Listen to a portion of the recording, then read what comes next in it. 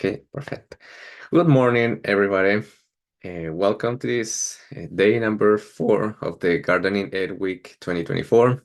My name is Christian Acosta, agriculture educator from Cornell Cooperative Extension, and I'm happy here to be talking today.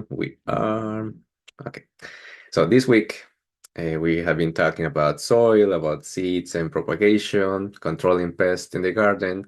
And today we're talking about houseplants. So now we move from the garden outside to inside to indoors.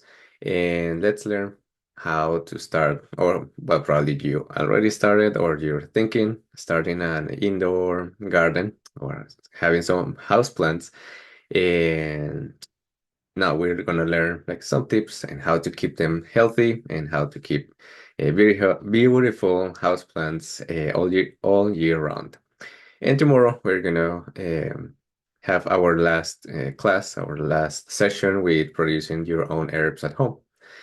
So, like I always mention, if you have any question at any moment, anytime, feel free to unmute the microphone or in the chat you can send your questions. So let's start with this. And again, so I need to follow the link. Okay, now that's houseplants. Okay, perfect. So we're going to be talking about how to start our indoor gardening, how to start with the indoor plants. We can call it house plants or indoor gardening, right? How to manage some problems, some issues indoors because it's not the same treatment for some plants out in the garden and the plants that we have at home, and some questions that you may have. So why to be having some plants indoors, some gardening indoors? Well, it's basically because we want something beautiful, something green, alive, growing, especially when now the summer is like after the summer, it fall, and then winter, and then we don't have many plants out there, right? We don't have much of that green environment. So it's sometimes a little depressing, especially if you love plants, if you're a gardener. And then in this way, when you grow your own plants indoors, your house plants, so you have that psychological well-being, you're seeing something green around, taking care of the plants indoors, because, well, especially when it's too cold outside, it's impossible to keep some of the plants outdoors. And still, we can be growing some plants during the winter, and there is a class called the winter gardening, but we have a lot of variety, right?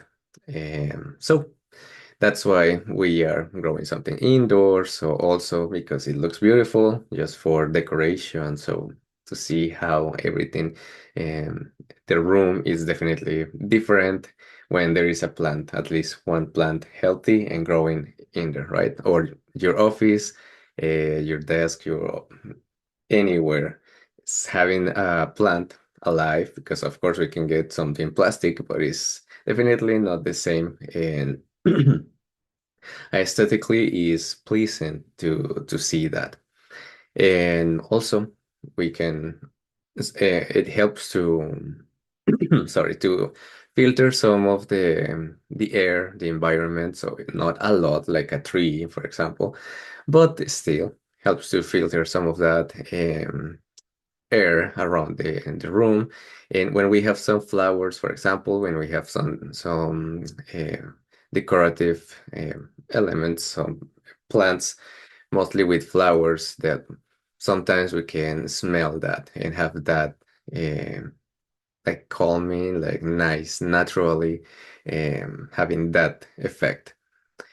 Also, some of the plants, when you have multiple plants together in an area, so if you have your indoor garden in a room or just a corner of the room, the plants are together, that helps to increase the humidity levels, especially during the winter when it's dry and you have when you have the furnace running and it's dry, right? So that helps to keep the air, so to increase a little bit the humidity, to keep the humidity in there, and well, just for general well-being. So, right, reducing stress. It's nice when you have like your garden in the kitchen or just a corner with a nice chair and reading, and that's calming. That's nice to have that zen space. So to start with the indoor plants, so we have multiple plants around the world, especially tropical plants. So that's something nice, more to the south, close to the equator. When we have a lot of varieties, so a lot of plants down there, and we can grow them all year round. But here we have some challenge with the temperature, with the seasons, with light. So it's always changing, right? So that's why if especially if you are just starting, or you want to start with the indoor gardening um, with some houseplants, in that case, is nice just to first go with some of these beginner-friendly plants and not starting, for example, especially if you are new with this, starting with anything tropical, or even we can see orchids that they, I'm sorry about that, some dry throat. And not starting with some orchids, even when we have some orchids that they are like low light, like the phalaenopsis, that they don't need full sunlight. Um, they can grow in a low light environment, but still they are a little challenging because you need to be very, they are very picky and you need to be there for them to provide the right temperature, the humidity, the light, especially if you don't have much light or a nice uh, window like east or even sometimes north windows. In that case, you need to provide the artificial light. So that's work that you have to be doing to keep orchids alive. So in that case, if you want to start with something easy and then moving from there, in that case, for here, Allegany County, now New York State, we have these options, easy ones like the spider plant, and the pothos. We can see that. I love these ones. I have around the close to the windows. They are growing around the. It's beautiful to just you can play with them when they are growing. Play how you can move and like it's decorating um, with the photos on the walls, right? The snake plant, the ZZ plant. We also can grow some aloe. It's easy to be growing. Just it's better to keep them indoors and outdoors during the summer and hot days because they love that. So of course, the hotter the better for plants like and aloe, but they don't tolerate the winter. So in that case, bring your aloe before the winter. Mint. So with mint, it's easy. Even sometimes it can be invasive if you plant the mint directly in the garden, right? So, but indoors we don't have that problem because they are gonna be in a pot, so no problem about that. And rosemary also is easy to grow, and basil is a little picky about the water, but other than that, is a hardy one, so it doesn't die too easy. So something to consider for the indoor plants before buying the plants, because sometimes we are just by eye, we are like, oh, that plant, that flower, that orchid, that the seeds of this plant that we can see in the store or online. It's like so beautiful. I want that at home. But then probably, for example, if we have some cacti, we want to grow some cacti, they need full sun. They love heat and full sun. But and if we have just something dark, when it's especially winter months, and not a lot of light indoors or your office. So in that case, we cannot grow a big cacti, right? So something to start thinking before buying the plant is the light requirement. So something nice nowadays is that even if you don't have light, if you can be growing plants even in your basement or a dark room. And that is nice with the uh, I was gonna say fluorescent light, but in general, now LED, fluorescent, and there are many grow lights. And before time ago, it was expensive, right? Now we can buy online some nice quality growing lights. They are now for less than $30, $40. You can get a set of growing lights. So that's something nice. And if you use one about to play with the windows, so in that case, north facing windows, so we know that it's very low light. So in that case, we can have like some like the snake plant, the pothos even.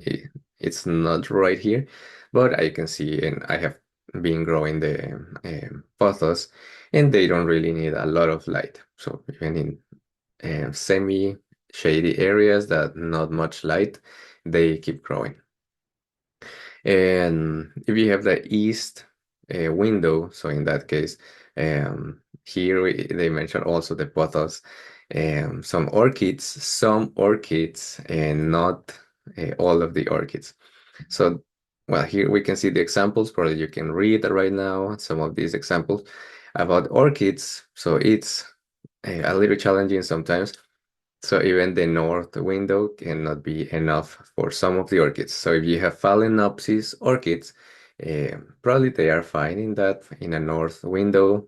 Sometimes they need a little bit more, not too much, like a west or south windows. But but not too little. So they are a little picky. So in that case, read about the orchid that you wanna know. If you don't know, like I don't know, I just want an orchid and I saw that in the store.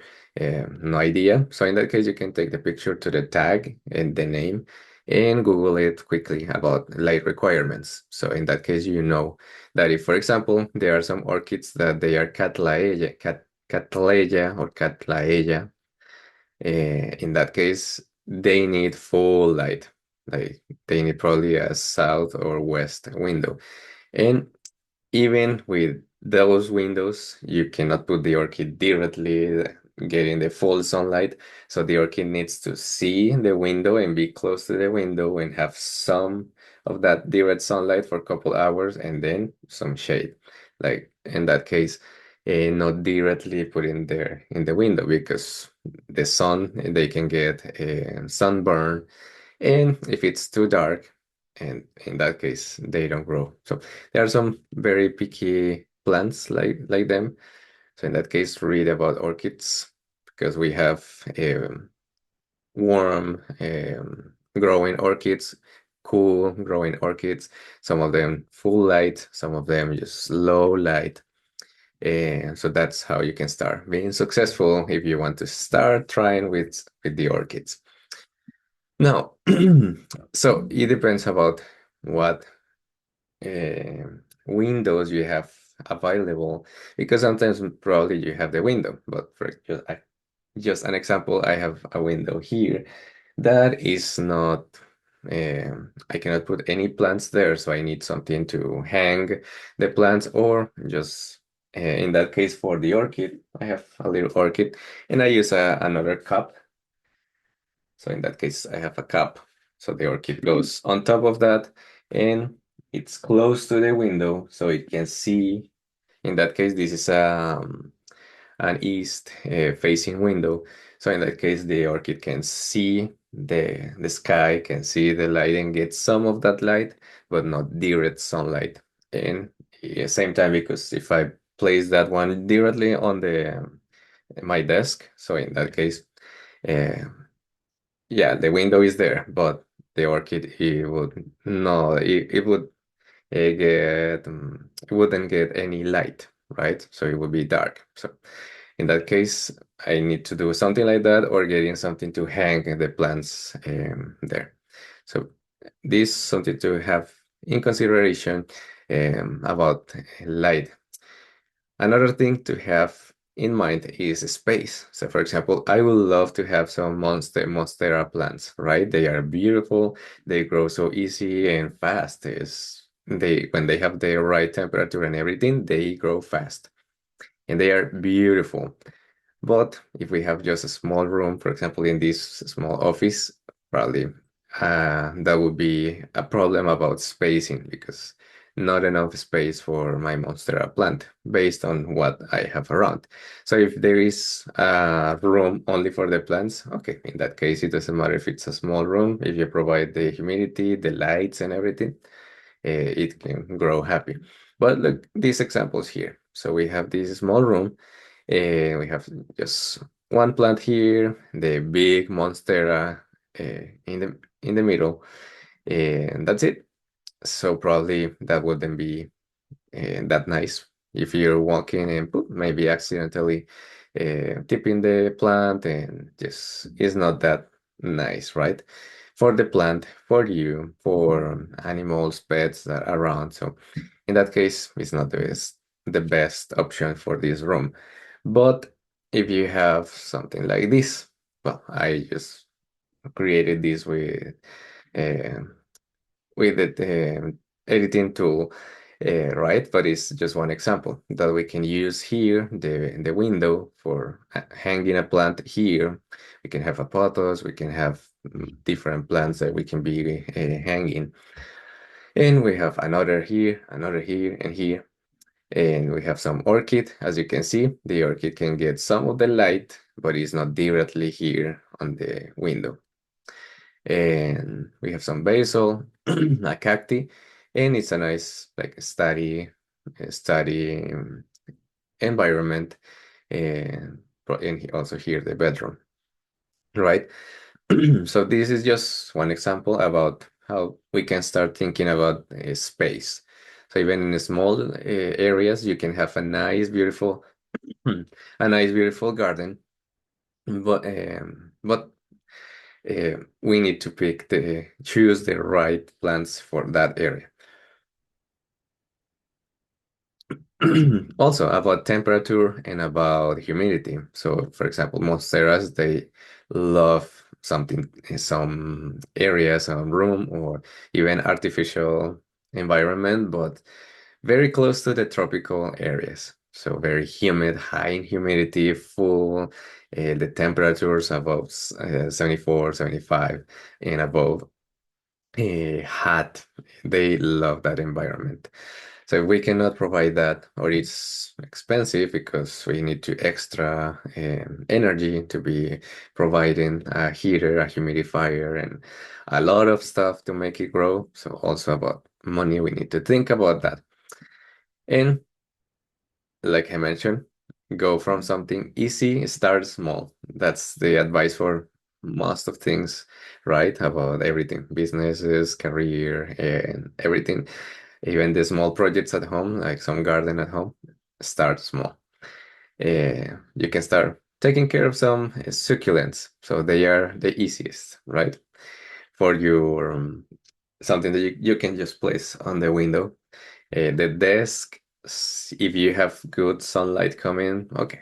Because most of the succulents, most of the cacti, they love heat. They love direct sunlight. They can be under sunlight for days, and even they can be totally dry if you forget to water them, and they are gonna survive for weeks. They are very forgiving, but sometimes we are not successful with succulents because it's dark. That's mostly one of the problems. The second problem is watering. So I see people killing a lot of the succulents because of the water and the light.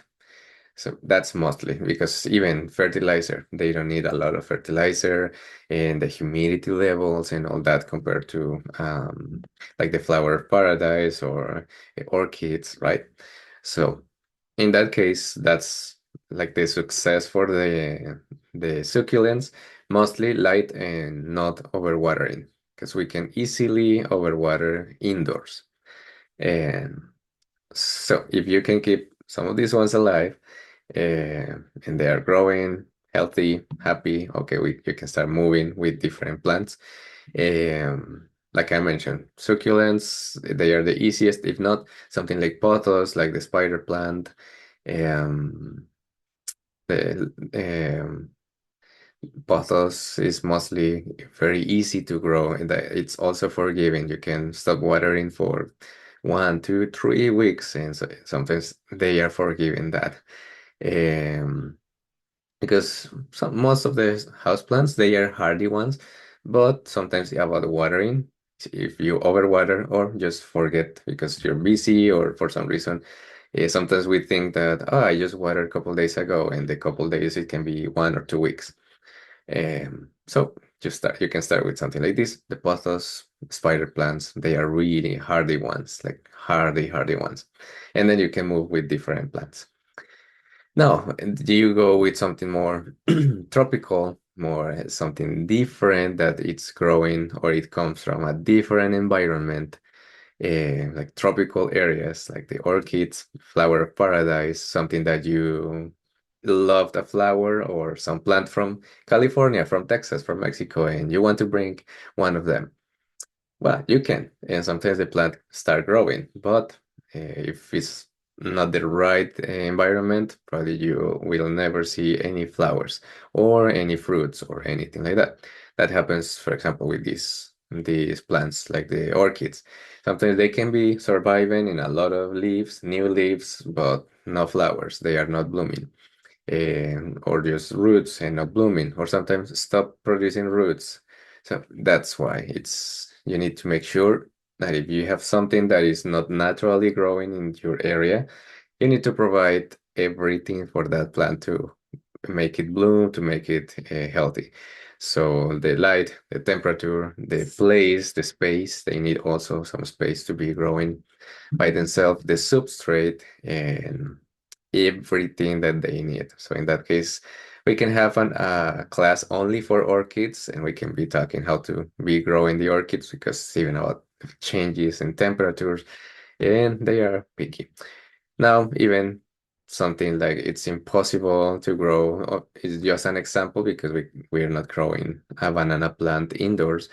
But something really hard to grow around here, it will be a banana plant because the banana plant needs full sunlight and high temperatures for at least 9 months, because that's in average, it depends the variety, uh, the time that you need to produce the bananas, so 9 months. But some companies now professionally under a greenhouse, they are growing some of these bananas here in New York State. So that's something, if you say growing bananas in New York State, that would be like, that's crazy. But under the greenhouse conditions, they make sure that they have high temperatures and the light and everything for growing bananas, and they have been successful growing some varieties of bananas here in New York State. So it is possible. That proves that it's possible when we have the perfect environment for the plant. Now, what containers are better? The plastic, the terracotta, the fancy ceramic, glazed ceramic, the um, beautiful ones, some very expensive pots. So it doesn't matter. The plant doesn't care about the pot. So in that case, you can go for something very fancy, or you can just recycle uh, a gallon, milk jar, or anything, any container that has some drainage. That's the only thing you need to make sure the container has some drainage, and that's it. Basically, a clean container, and it's mostly about the size of the container and what is inside the substrate. But if we're talking about the container first, so go with the small container that you can see that the plant, it supports the plant, not a tiny container and the plant is big. So in that case, boop, they just easily can fall. No, in that case, we can see some examples here. The plant, it's about the same size or a little bigger than the pot, right? And that's it. It's basically about the roots. So some plants, they grow lots of roots. One example about it can be out in the garden or it can be indoors, chives, right? So you can see the plant that is, it's not really that big, it's not growing a lot, but then stop growing or turning yellow, like what's going on with my chives, and then you take it out and full of roots. So it loves to develop tons of roots. Some plants they don't develop a lot of roots. For example, the pothos plant. So you can hang that one and it can be for a year in there and not a lot of roots. Sometimes it does, sometimes it's just not a lot, and but you can see that it's growing a lot around the walls, and it's beautiful, a lot of leaves, and sometimes just few roots. So that's mostly what we care about that. So for the roots to have some space to grow and go for the small pot. Sometimes that we think, right, that if we buy the biggest pot because the plant is gonna get big at some point. So that's like, okay, that's nice to buy that. But we can easily fall in overwatering. So when you buy a big pot and the plant is small, in that case, you provide water to keep all the um, the substrate, the soil, wet, so it has enough water. So easily the plant is small, still small, so tons of water in there, and we can easily kill the plant in that way. So it's better just to be repotting every couple of months. In that way, it's also nice because we can see like how the roots are doing, if they are healthy, if not, and we move from different containers and not get the big one. Same, it doesn't matter if it's plastic, a recycled one, or terracotta. With the terracotta, um, just for example, for orchids, I have seen some of the orchids in terracotta. Be careful with this material. I don't recommend for orchids, especially because sometimes the roots of the orchids they can start growing and try orchids they are epiphyte plants, so they feed from the bark of the trees, from the that's why you cannot grow the orchids with soil, because they just keep growing on the tree barks naturally. They are growing high on the trees and feeding from that bark. So it's not they are not killing the tree, only the bark that is already um, coming out of the tree. And the same thing you can have with the terracotta. So when you're going to repot the orchid, you can be breaking a lot of roots, and that can damage the orchid and stress the orchid, the root system of the orchid. So that's why with the terracottas. Other than that, you can grow your plants with terracotta, and it's nice. Something here, especially indoors, if your house it's um, too dry, especially winter months, I don't recommend terracotta pots because the water easily can go, they absorb water, right? So the water easily can go away faster, way faster than, for example, the ceramic or a plastic one. Sometimes we don't need fancy ones, sometimes just the plastic, the clear one, or just basic plastic, and they are also cheaper. That's enough. So something plastic, and if we want beautiful, that they look beautiful, we can have uh, the plastic one inside of one of these ones. So okay, that can be something nice, especially with the terracottas when the environment is too dry. So in that, other than that, if you don't have problems with that, okay, go for those ones because they are also cheaper compared with the clay ceramic or different pots. And there are some that they don't have any holes in the bottom. So in that case, I highly recommend to get the double pot system. So a clear one inside that you can see that it has the holes in it, and then placing in one of these ones if they don't have the hole um, at the bottom. So because if we have some water there at the bottom, so we can start allowing bacteria and some microorganisms to be growing and fermenting there. And at some point, our plants can get some of that, and they get sick, and then our plants die. So that's basically having some drainage. And now, if you have the question about what about the self-watering cans? So they allow some water to be there for a couple days, and the plants can still be um, taking that water. So that's different because those pots they have a space in between, even if it's just a small gap. So the water stays there, but it's not in direct contact with the soil, with the substrate. So that's okay. The self-watering system that works. Now, about the soil, you can easily go with a potting mix. That's the easiest option. But it can be expensive, right? Especially if you have tons of houseplants or big containers, big pots. So that can be a little expensive. Some option is going with local nurseries, local greenhouses, and they sell sometimes the soil in big bags, and sometimes I have seen around, we can see around like some substrate, like the mushroom composted soil, some soil that already has some compost. With the mushroom compost is one example, or with cow manure, with horse manure, different composted substrate. And of course, these ones locally produced, they are cheaper. They are cheaper than than the commercial ones. Sorry. And the important thing with the soil is about water retention. We need something that is well draining.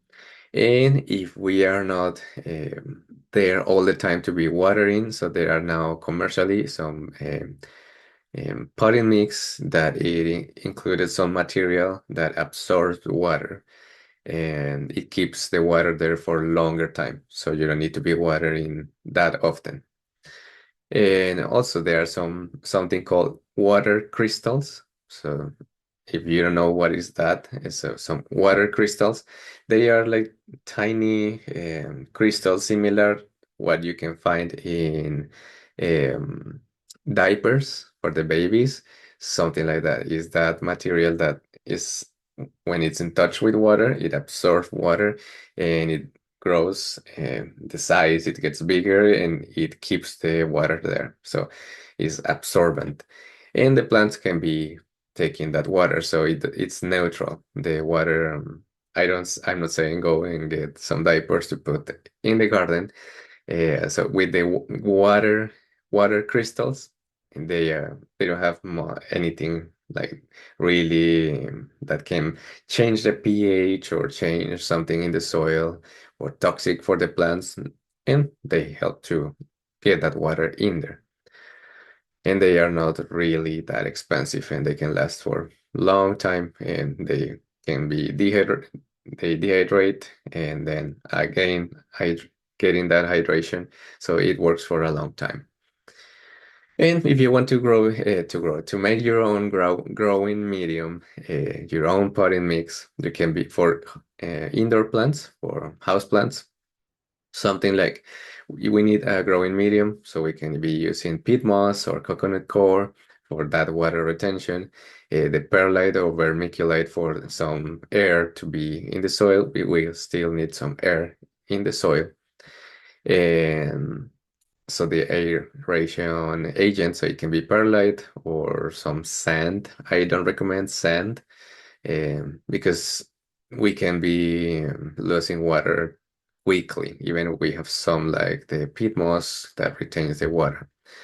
Perlite, it works better, especially for indoor plants, and something for them to be feeding, right? So sometimes we can be propagating, some rooting some of the cuttings with just perlite, one example. But then there is no nutrition in it. So we need something, some nutrition, some nutrients. So in that case, we can use some fertilizer or naturally having something natural, like the well-rotted compost, uh, or or some H manure. So why well-rotted? Because we need, uh, sorry about the noise. We need the the manure when it's already almost like soil, like it doesn't have any smell or just very low smell, but it's not too bad.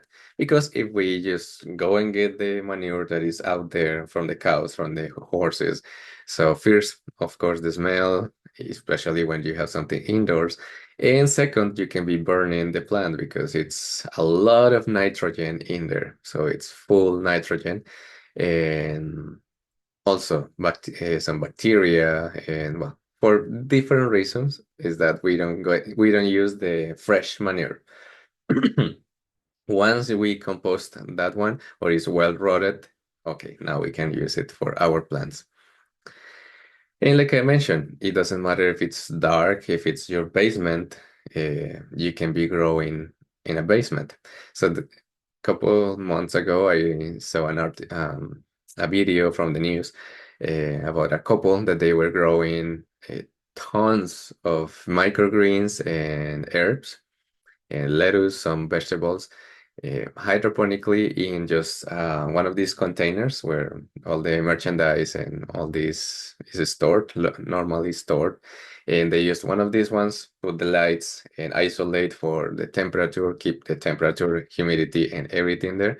And they were producing tons, like a lot of food every month and selling in that way. So it can be one of a business idea at some point. And like a container, so totally sealed. So inside it will be very dark.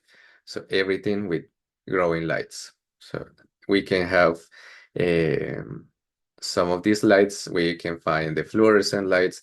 You can see these, not all the time, but for most of the growing lights, you can see this graphic here. It means the light that your plant is getting. So sometimes you can see that it's getting only like the red spectrum light, so something up around here, and then all of this is low. So in these lights, so we can have some red light, and we can have also some white or yellow lights, so this can be changing. But something nice nowadays, and it's cheap, they are getting cheaper, like with, of course, competition between the brands. They are producing full spectrum lights. I will highly recommend go for the full spectrum lights because with the red lights and the blue lights, we have for different stages. So, for example, the red lights it would be mostly for blooming. So if we have some flowers, so that's nice to help them bloom. And but then we need also blue light for the vegetative stage. So for them to start growing the green part of the plant, some leaves, some roots. So when we have full spectrum, we have something like this. We can see that the plant is getting the full spectrum. So in that case, also they are white, sometimes like little pinkish, like white, pinkish. So it's not that neon light that sometimes people say like, oh, I don't like that light. It's just, it looks like a club or like a bar or something like that. And you cannot really see the color of the plants. So now you can get something like this, some white light, and it's full spectrum and plants are happy. Something to keep in mind with lights, it's about the light requirement for the plant. It's not like, oh, I want 7500 Kelvin, so the most potent light because I want to grow a lot of these plants in this room. is mostly what your plant needs. So, for example, if you're growing pothos, they don't really need an artificial light. But if you're growing some orchids like cattleyas, or Catleya, in that case, you will need a light, and this is important. How far is the light from the plant? Because this is a common mistake.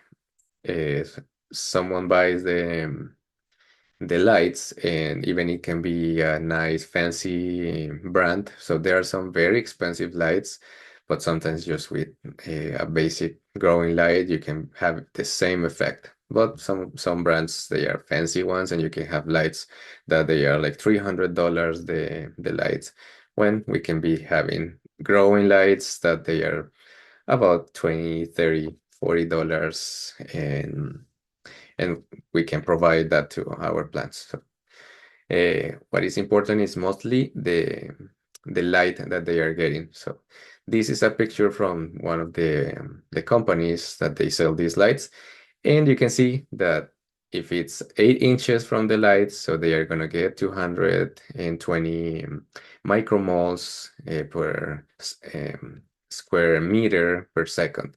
So you don't need to be an expert about this. You can easily Google micromoles or ppm, or even sometimes lux or food candles, and make the conversion. So you can Google this. You don't need to be doing the math and all that. Just from micromole to lumens, or to food candles. So in that case, you can you know how far you need to install the lights from the plants.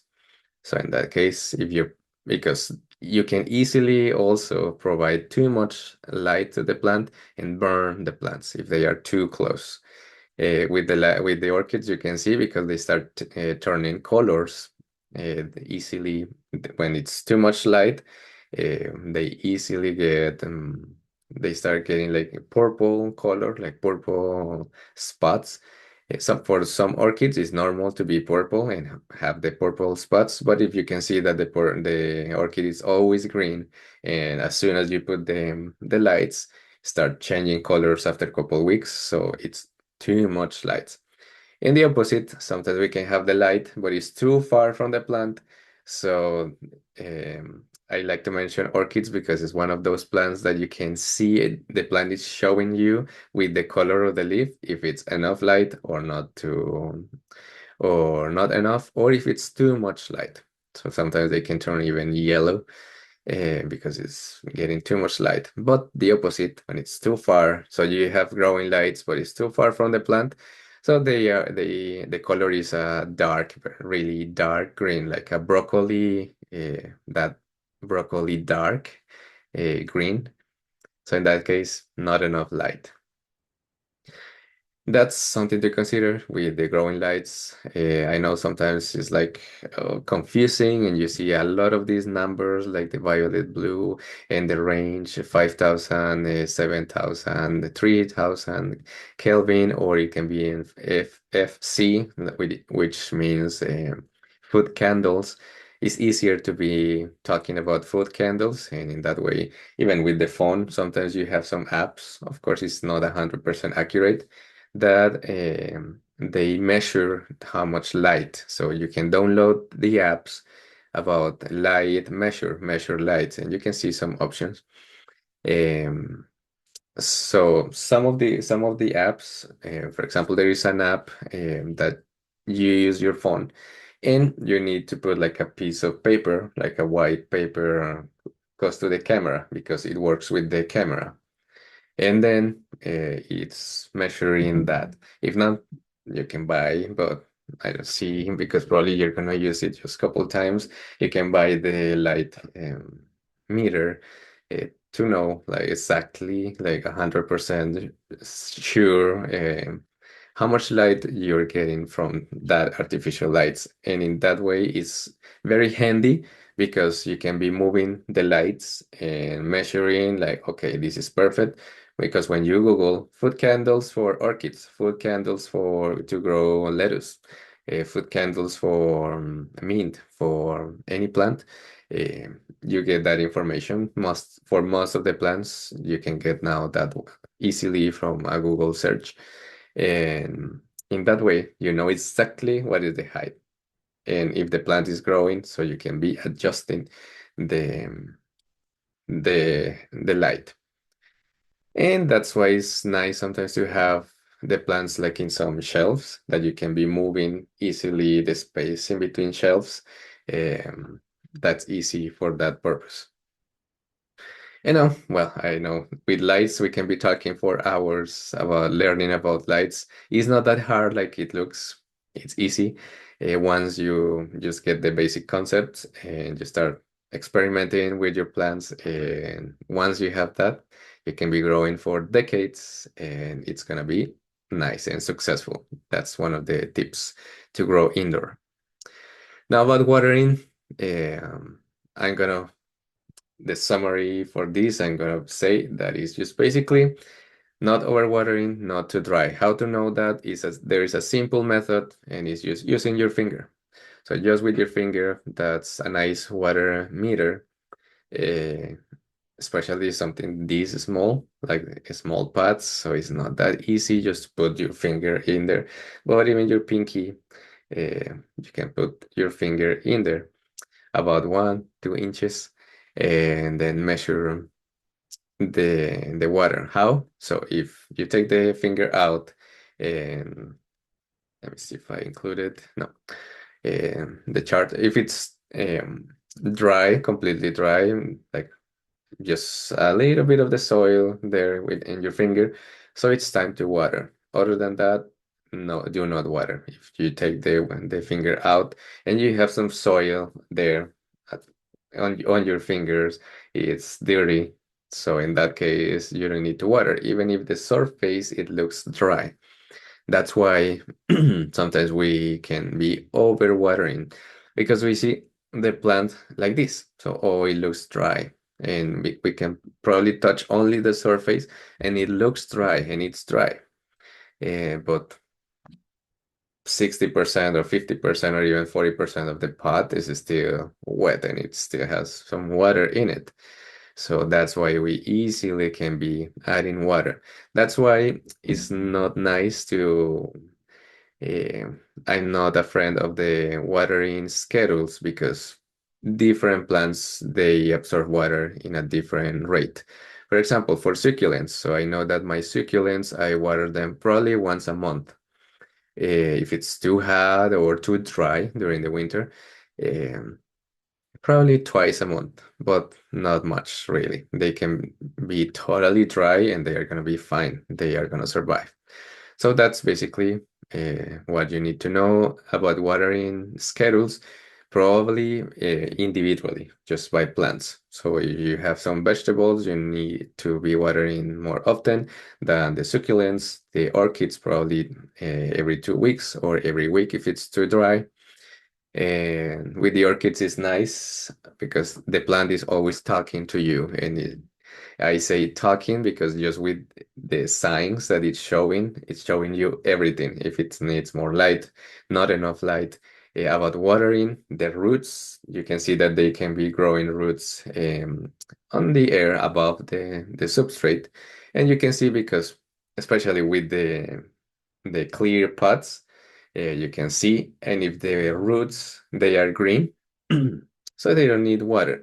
When the roots take like a gray color, so in that and they are showing that they are getting dry and probably it's time to be watering. So that is basically the summary about watering, and do not water at night because the fungi, so diseases, they can be growing at night. So the common watering mistakes, like I mentioned, about overwatering, how to be testing your water. Oh, there are some devices like this that you can get for less than $20. They are cheap, and it is telling you if it's too dry or it's fine, it's okay, or if it's too wet. And there are some of those ones, the green small devices, also for light, for UV light. So it's showing you the light that you're getting. And there are some fancy ones that they are telling you everything. You just stick that in the pot and it's telling you the nutrients, the light, the humidity, everything, and even send you the notifications. But of course, those ones are pricey. Um, so something to keep in mind is that, well, growing something indoors is not that like very easy. We can fall into the mistake of overwatering or not watering at all. Like I mentioned, sometimes we are busy with the day by day and they are there all the time. So we can think, oh, I just watered that couple days ago. And then the plant is dying and the couple days, it was 2, 3 weeks the last month, and we just forget or we don't have that in mind. So if it's necessary, just to write or keep some notifications, some reminders about today, one day, every 2 weeks, water the orchids. Every week, water the vegetables, the whatever you're growing. Not watering at night, and water. Do not water during the hottest part of the day, especially if they are close to the window, getting the full sunlight. And you don't need to water really the leaves. You need to clean the leaves sometimes, but not really watering the leaves, just the soil. And pay attention because the plants, they are trying to show you what's going on. Like that's the communication about the signs. If they are wilting, yellow leaves, brown leaves, um, something is not going well. It's normal at the bottom of the plants that the leaves die and they turn yellow and brown and they die. The bottom ones, but not on top. The temperature and humidity control. So in that case, in general, each individual plant, they have their own requirements. So I encourage you to read about your plant before buying it. But in general, 60 to 75 degrees Fahrenheit. That's something nice that we can be comfortable. Well, 60 is sometimes cold, so you can have your plants sometimes in a different room that is not too cold, but you can provide that range of temperature. Like I mentioned, there are some, even for orchids, that they are picky. Some strains, no, so varieties that they can be cool or medium temperature or warm growing plants. So in that case, read about that, and also that helps you to make that decision about what plants to be buying for your house. In the case of plants like orchids, something to be successful, if you want to see them blooming, it's about having a change of temperature between day and night. So about 10 degrees from day to at night. So if you have, for example, 75 or you have 72 degrees during the day, so you will need um, drop that for 10 degrees at night. If not, it's okay. They can be surviving, but sometimes that's why they keep growing a lot of leaves and roots, but not really blooming. And it can be for 1, 2 years or more, and they are not blooming. They need that change of temperature. Because even in tropical areas, we have slightly that change of temperature day and night, but not anything lower than 60 or 58 degrees, because that's too cold now for some plants like the orchids. And avoid drafts. That's another thing that easily can dry out a plant. When the plant is there and the vent is under the shelf, and then having that draft. In that case, move the plants to a different area or cover that vent. About humidity, you can read the humidity levels. For most of the tropical plants, even if it's too humid during the summer, there is not really a problem about that. But if it's too dry, then you need to place a humidifier close to the plants, and it's nice to have some air. So if you have a fan, a ceiling fan, that's fine. That's perfectly uh, Okay, something that circulates the air in the room. If not, you can get just a small fan or something to move the air around. In general, the humidity it's about 50. Some plants they can tolerate down to 30, 40% humidity. For some plants like the orchids, at least 40% humidity, between 40 and 70. And when it's too humid, if you provide like a tropical jungle in a room that is full, sometimes you can see that online. Some people that open the door and it looks even like white because it's a lot of humidity. That the disadvantage is diseases. So fungal diseases, root rots. About pruning, maintenance, the proper harvest if you're growing herbs at home. You can be like pinching, thinning, pruning, cutting. When you're cutting, make sure to cut close to the leaves and not allowing the plant to have a notch. Like if you're cutting this part of the plant, because that part of the plant is not doing anything really, it's gonna start rotting. So some bacteria, fungi, fungus, they start growing in there, and then you have some disease in your plants. So when you're harvesting, especially for the herbs, make sure that you are cutting here, very close to the leaves. Now with some troubleshooting because it's not perfect even if we are at home and it's close to not a lot of insects coming. So we still have some of these guys here, like spider mites, aphids, whiteflies, and some of these ones. And the diseases, we also can have some diseases. So we can see because we have the signs, the roots getting brown and black, some of the leaves with spots, some like cotton growing on top of the plant, or some animals flying around. Especially for indoor plants, fungus gnats, it's one of the most challenging things to control. So in general prevention, you can be checking on your plants, be picky when you're buying the plants, but sometimes we can have some insects that they are tiny, and you cannot really see them, or like the fungus gnats that they lay the eggs in the soil, so you cannot see the larva, you can see the eggs, so it's hard to tell.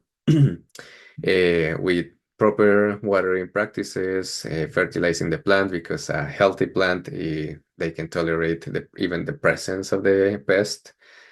And if you have some of these problems like the fungus gnats for house plants, there is biological control. So there are something like Beauveria bassiana for some the adults of some beetles.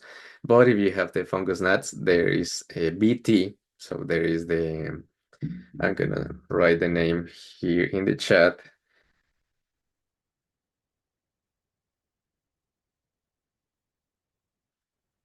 Isra. Well, I'm not 100 percent about the last part. Is Israelensis. Israelensis is about like Israel. The name easily you can see that. So it's Bacillus thuringiensis (BT), but it's not the BT that in general. Even that may help, but this one especially Israelensis.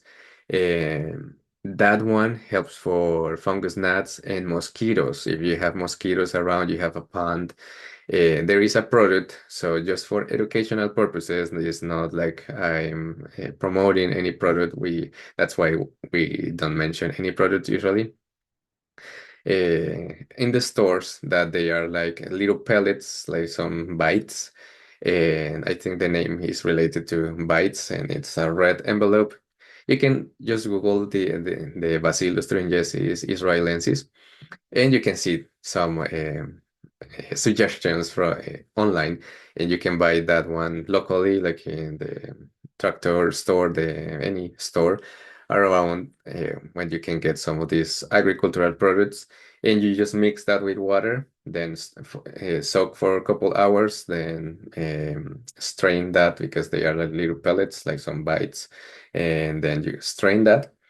And the water, you spray that every week for about 4 weeks, 4 to 5 weeks. that is the life cycle of the fungus gnats, because it doesn't really affect the adults.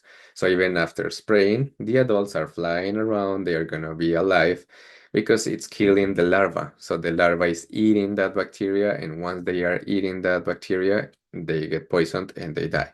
So that's why you need to be every week watering with this product, and it's safe for your pets, it's safe for everything around. It's only going to kill the larva of the mosquitoes and fungus gnats. And so that's something really nice that you can, so far, that's the method that it has been working really, really well for fungus gnats indoors. And with some products just to prevent, like the neem oil, agricultural oil, insecticidal oil. Do not spray anything like Seven Dust or something that chemical, synthetic indoors, because you can get poisoned, and your pets, any animal, kids, humans, be careful about that. Do not spray anything like that indoors. And these are some garden ideas in about your garden. You can always go online. Yes, you can see it, you don't need the big space to be growing and having something nice. You can recycle some materials. Some of these you can create your own tray. Um, you can buy some the trays. I mean, you can buy some of the shelves and place the growing lights on top, and that's it. You don't need to, you can make it yourself. You don't need to buy the full thing that can be 50, I mean, 500, 1,000 or more um, dollars for something that you can be doing. So for something like this, for example, you can be placing the little LED lights on top, using the windows, even for dark space, and play with your layout. It doesn't matter how small or big you have. And so that was the basics for being successful for the houseplants. If you have some questions, feel free to unmute your microphone or do it in the chat, because now we're 3 minutes past 11. So I know that we have limited time. So if you have any questions.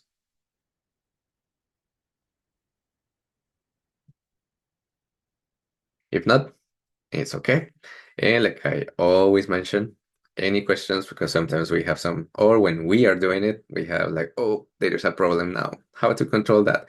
How to do this? Or so you can send the pictures or just texting what's going on or the questions to my email. It's easier with the email because you can show the plant or what's going on, sometimes with pest diseases.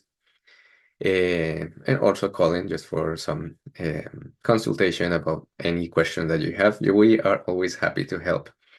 So that was it. Tomorrow, our last session for growing herbs indoors.